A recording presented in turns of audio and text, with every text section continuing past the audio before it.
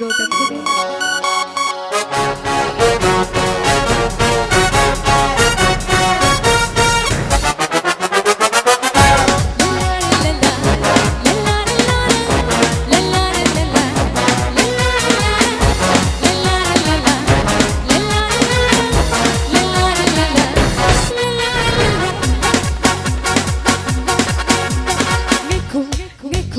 ở một cái ngày khô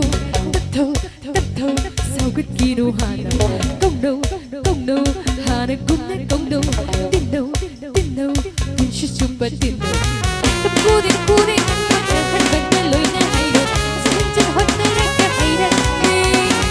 tâu rung cú đi nên mình có sự tại đây là tình cái tông không lấy của hòa cầu muốn ta chưa đâu mà hay đâu đâu mà say trong sạch sạch sạch cuối năm sáng xinh hay ba tất cả đều lùi la la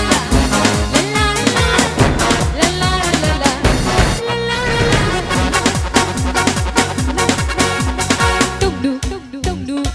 du mai tông đu kallu mang khôi kỳ shu kallu madam na du puja rakni kansi tum ki shukara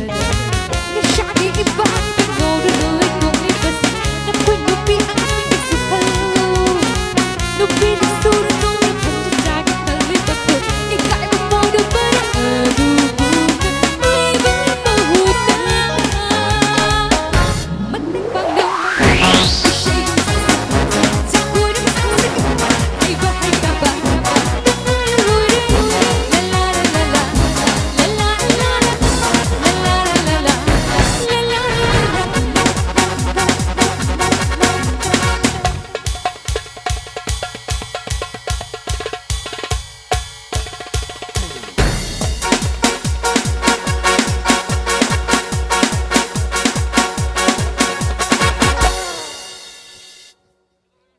Mama ya membi yui mempuk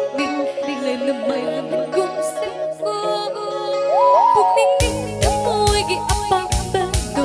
đã biết mình sẽ khen chào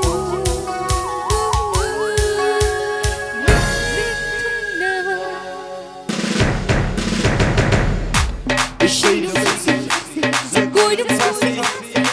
hay ba tung ai để lối đi